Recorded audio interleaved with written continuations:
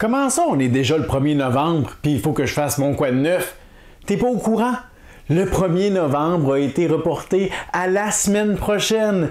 Allô? Ben oui! Tout ça pour que je puisse jouer plus longtemps à Cloudspire. L'école du jeu, en partenariat avec la boutique L'Imaginaire. Au-delà de vos attentes.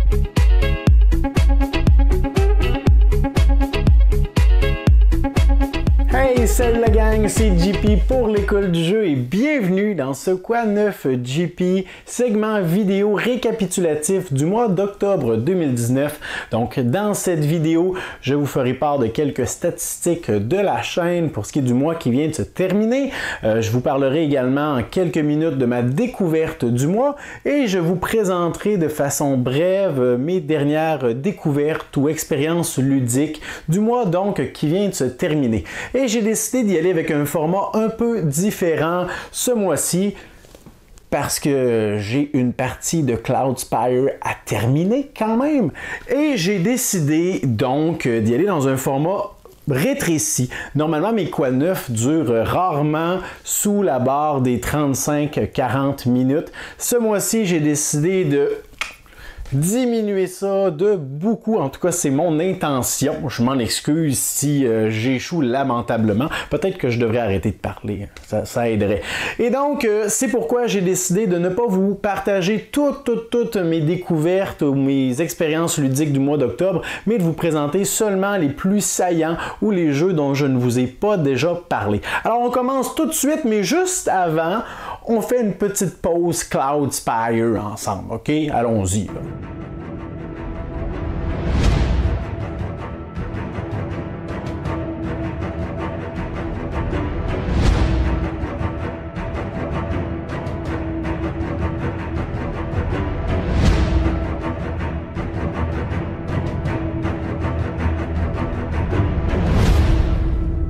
On enchaîne avec quelques statistiques concernant la chaîne.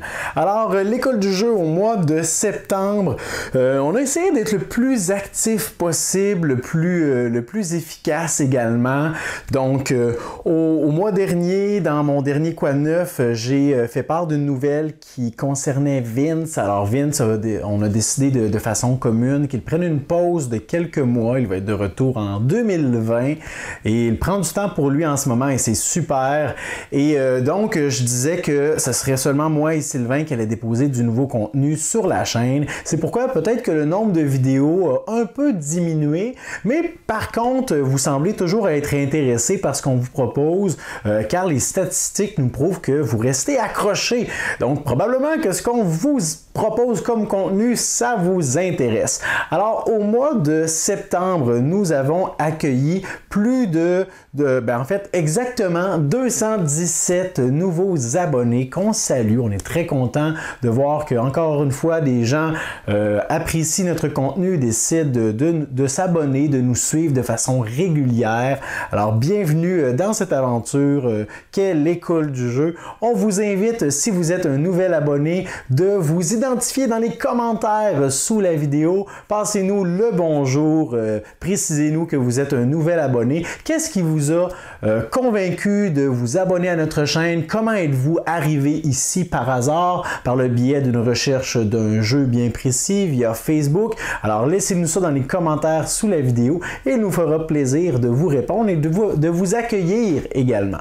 Également, au mois de septembre, nous avons déposé 18 nouvelles vidéos, donc Sylvain et moi, de différents contenus, autant les tops de Sylvain pour l'année 2017 que des présentations de jeux, des vidéos de règles, de critiques également.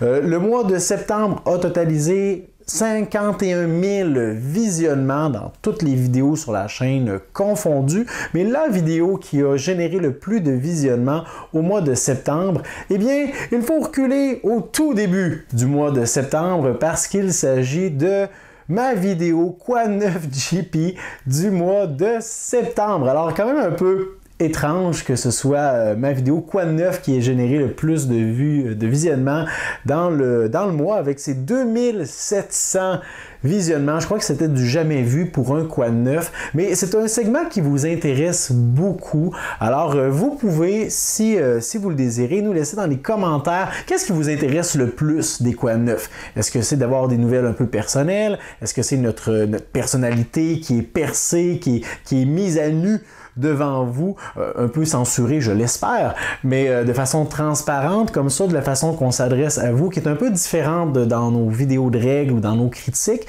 Est-ce que c'est la présentation des jeux en rafale qu'on vous propose? Qu'est-ce qui vous intéresse tant que ça dans les Quoi de neuf? Laissez-nous ça dans les commentaires sous la vidéo. Donc, dans cette vidéo Quoi de neuf au mois de septembre, j'avais parlé entre autres de mon gros coup de cœur du mois qui était Sierra West, qui est probablement ma grosse découverte de 2019 jusqu'à présent. J'avais parlé également du départ temporaire, la pause de Vince. Qu'est-ce que j'avais traité comme sujet aussi? J'avais parlé de ma découverte du mois. Alors, toutes sortes de choses qui semblent vous avoir intéressé. Et j'ai bien hâte de voir quelle sera la vidéo qui vous intéressera le plus pour le mois de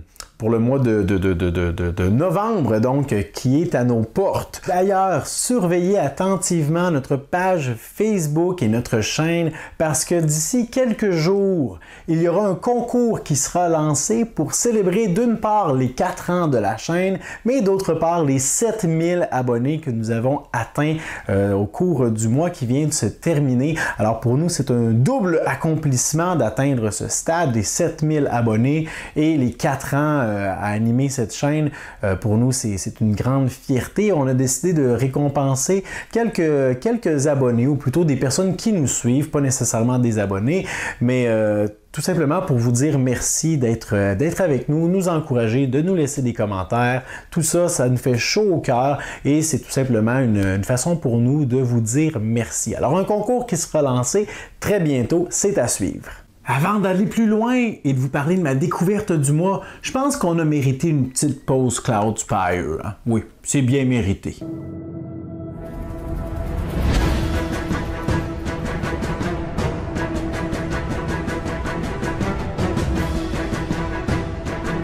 Le mois dernier, je vous ai fait part de ma découverte du mois. Alors parfois, ça peut être un site internet, parfois un blog, une vidéo, une personnalité ludique, un titre bien intéressant, un projet Kickstarter.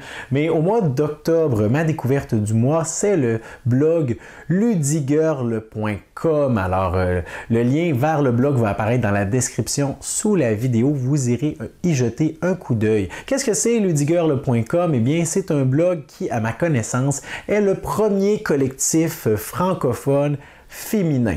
C'est un blog qui nous est proposé par Julia, qui est une geekette ludique à 100% assumée, qui explore et qui aime parler de l'univers du jeu de société et ça paraît beaucoup lorsqu'on la lit sur son blog. J'apprécie grandement ce qu'elle fait et je lui en suis reconnaissant également parce que j'en ai déjà parlé dans une ancienne vidéo, mais je suis toujours grandement inspiré de voir de plus en plus de femmes prendre leur place dans le secteur ludique et ludigirl.com est tout simplement une initiative très prometteuse qui, je l'espère, va aller de l'avant et qui va prendre de plus en plus de place. Qu'est-ce qu'on retrouve sur son blog? Eh bien, des reviews très complètes, addictives également, c'est impossible. Je vous défie de commencer la lecture d'une critique qui est disponible sur ce blog et d'arrêter votre lecture avant la fin. C'est impossible. Je vous le dis, je l'ai essayé. C'est impossible. C'est addictif comme style d'écriture, c'est prenant, c'est bien divisé, ça se lit bien, ça se lit vite. À la fin, on a une appréciation sous forme de pourcentage en animation qui apparaît, c'est super sympathique.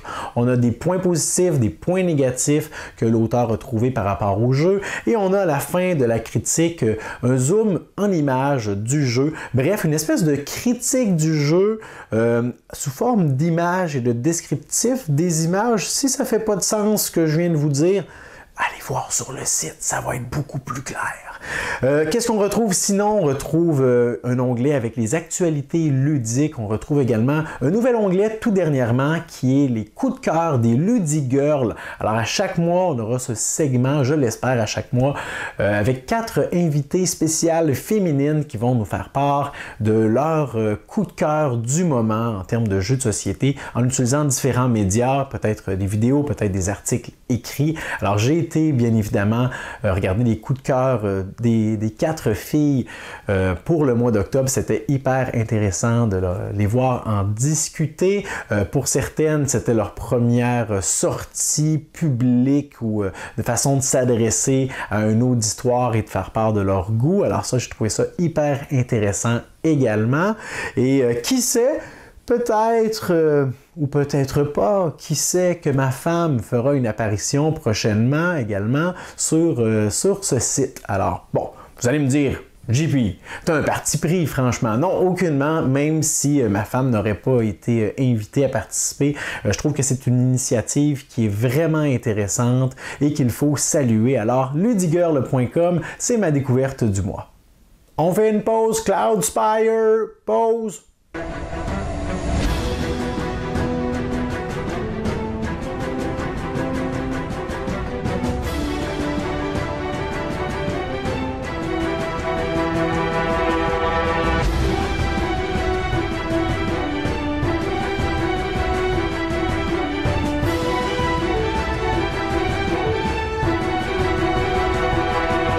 C'est maintenant le temps de vous parler de mes expériences du mois d'octobre. Donc, au mois d'octobre, j'ai eu l'occasion de jouer à plusieurs jeux, mais maintenant, je vais seulement vous parler des jeux qui m'ont marqué ou dont je vous ai jamais parlé auparavant. Et je vais essayer de faire ça de façon le plus concise possible. Donc, le premier jeu dont je vous parle, c'est Star Wars Assaut sur l'Empire, un jeu qui se joue sous forme de campagne.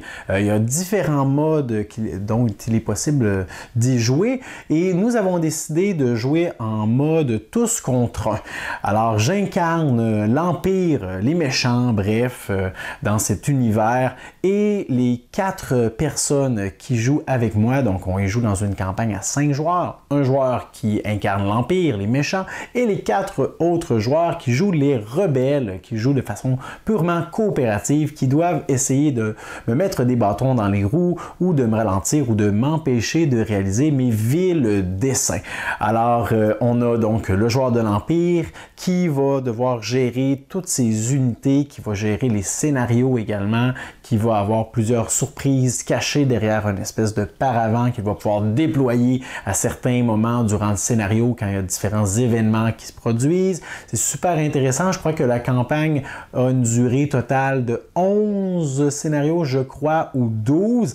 Et au terme de la campagne, ce n'est pas celui qui a remporté le plus de scénarios qui remporte la victoire. Tout ce qui importe, c'est la victoire du dernier scénario ultime. Alors, au terme de chaque scénario, l'équipe qui a remporté ou qui a été le plus efficace va réclamer des récompenses supplémentaires, ce qui va lui permettre d'améliorer ses personnages ou son armée et tout ça, développer des nouvelles capacités pour être davantage préparé pour l'affrontement final lors du dernier scénario. Alors, on apprécie beaucoup le jeu. Pour l'instant, on a fait 2 des 11 ou 12 scénarios et on devrait y jouer encore une fois très prochainement. Il y a toujours plein de rebondissements et pour l'instant, j'ai pas encore gagné une seule partie, mais ça ne saurait tarder.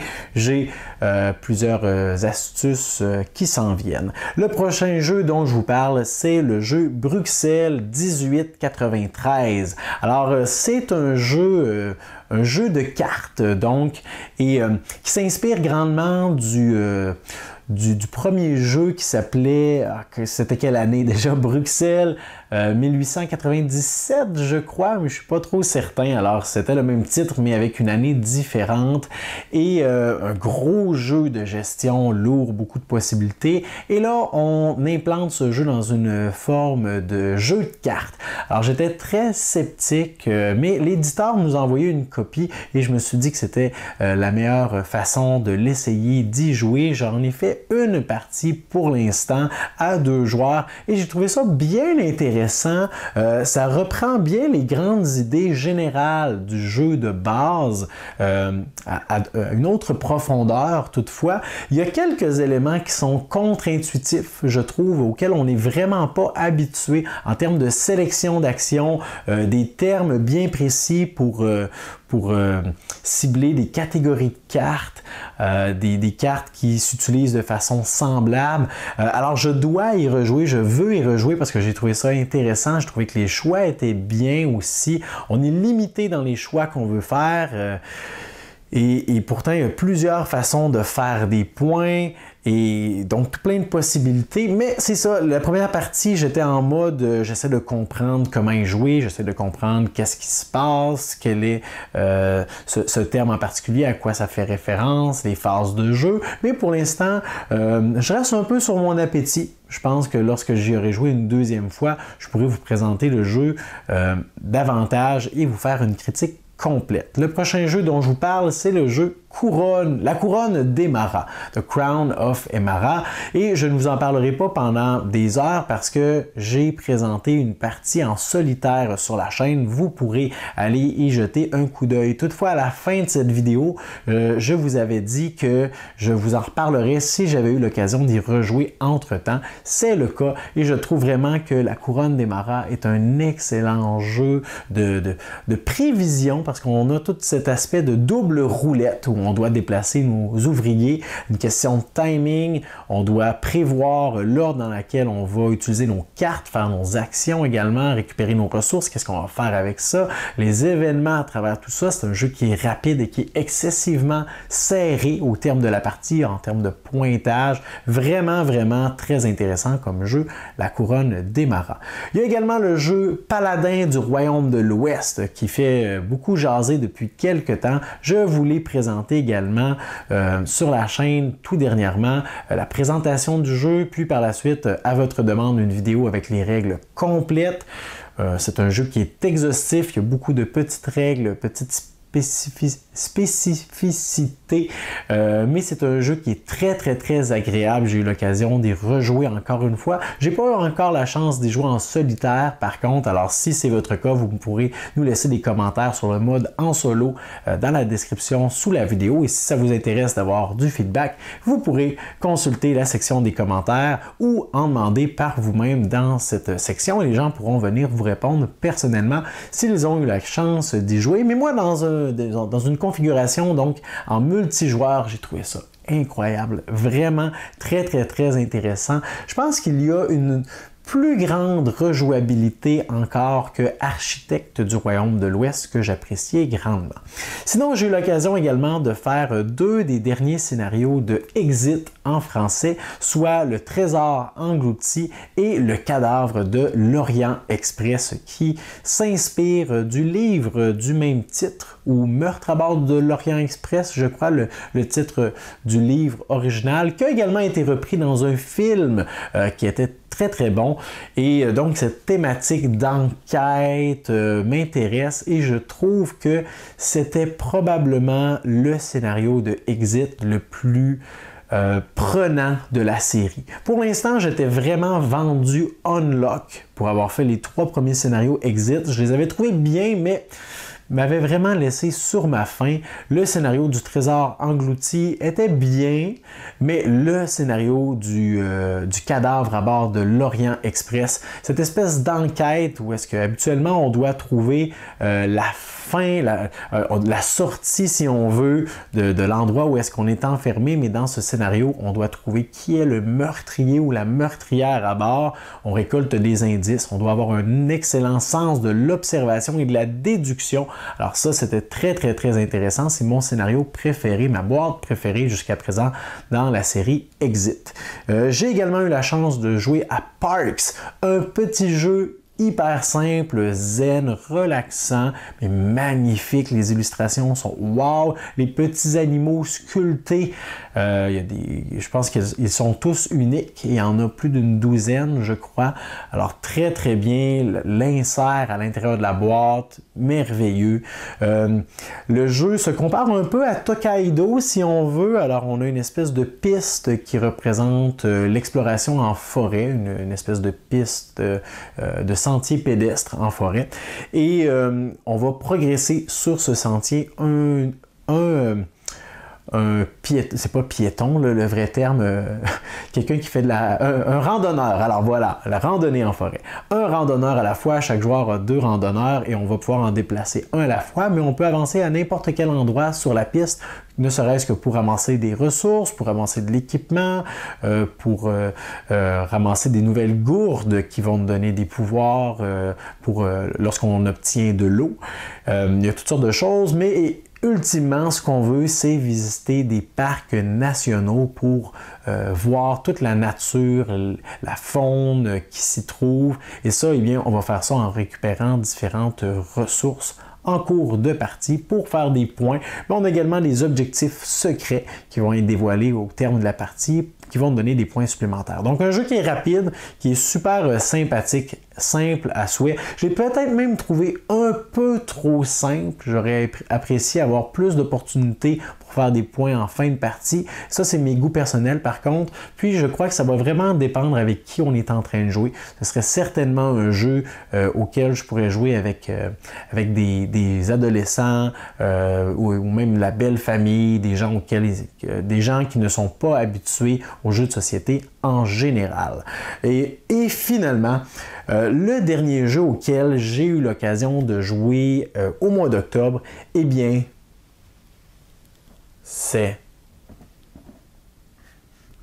Cloudspire. J'ai dit que j'allais faire ça court. Alors, je vais faire ça court. Cloudspire, j'ai eu la chance d'y jouer, en fait, il y a quelques jours. Là, si cette vidéo sort le 1er novembre, j'y ai joué le 30 octobre pour la première fois. J'ai fait 2 parties dans la même soirée. C'est excessivement rare que je vais jouer 2 fois à un jeu un en arrière de l'autre. 2 parties, une en arrière de l'autre. La dernière fois que ça m'est arrivé, c'était le cas de Tapestry, auquel j'avais joué 2 parties ou même plus, une en arrière de l'autre, en solitaire. Mais Cloudspire, je pourrais dire que j'en rêve la nuit, je pourrais dire que j'y pense souvent, je pourrais dire que je suis constamment en train de me rappeler les règles en tête, les exceptions, tout ça. C'est un excellent jeu. Ça là, ça va être dans le top 10 de tous les temps de plusieurs personnes, je vous le garantis. J'en ai fait la présentation sur la chaîne tout dernièrement. Vous irez jeter un coup d'œil à cette vidéo qui vous présente surtout le matériel. Je le sais, à ce moment-là, je n'avais pas relu les règles encore, donc il y a plein de choses qui m'échappaient. Mais Cloudspire, c'est un jeu qui est magnifique. Premièrement, qualité des composantes est tout simplement en dehors de toutes les limites de l'imaginable et de cet univers.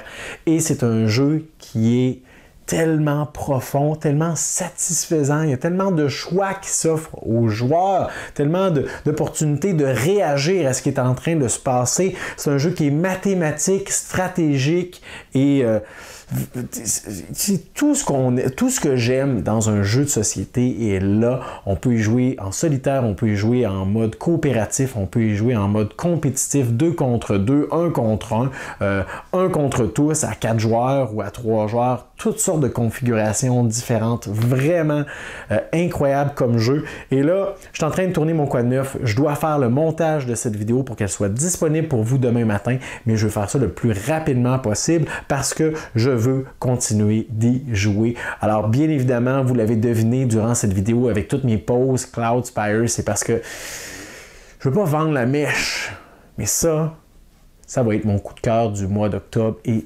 si jamais au terme de l'année 2019, j'ai l'occasion de faire un top 10 ou un top 3 de mes jeux préférés, en tout cas, je peux pas dire ça après une seule partie, mais Cloudspire a de fortes chances de s'y retrouver et assez haut. Vraiment un jeu incroyable. Je vais continuer d'y jouer. Écoutez, je vais vous faire une critique sur ce dernier, c'est certain. Laissez-moi le temps de faire plusieurs scénarios, de l'essayer dans différentes configurations parce que pour l'instant, j'ai seulement joué en solitaire et c'est excellent. Si vous êtes un joueur solo, il vous faut Cloud Spire. Il vous faut ça. Allez sur le site de Chip Theory Games, commandez Cloud Spire. C'est une perle dans votre collection et ça va vous occuper pendant des heures satisfaisantes, je vous le garantis. Alors voilà pour mes expériences du mois. Alors voilà, c'est tout pour ce Quoi de neuf GP pour ce qui est du mois d'octobre 2019. J'espère que vous avez apprécié. N'hésitez pas à nous laisser des commentaires sous la vidéo au sujet des jeux que j'ai présentés aujourd'hui. Est-ce qu'il y a des jeux qui vous intéressent davantage? Est-ce qu'il y en a auxquels vous avez déjà joué? Laissez-nous votre appréciation de ces derniers sous la vidéo. Il nous fera plaisir de vous répondre. N'hésitez pas également à nous laisser un pouce bleu, un pouce vers le haut sur la vidéo. On est toujours content de voir que vous appréciez notre contenu. N'hésitez pas à vous abonner à notre chaîne et à nous suivre sur YouTube, Instagram et Facebook au sujet du concours des 7000 abonnés, concours des 4 ans de la chaîne également qui sera publié au cours des prochains jours. Vous pourriez remporter des prix bien intéressants. Alors, moi je vous dis à la prochaine et là il faut vraiment que je retourne à ma partie parce que j'ai plusieurs ennemis à terrasser et ça ne se fera pas tout seul malheureusement. Alors je retourne à ma lecture et je vous dis à la prochaine. 1, 2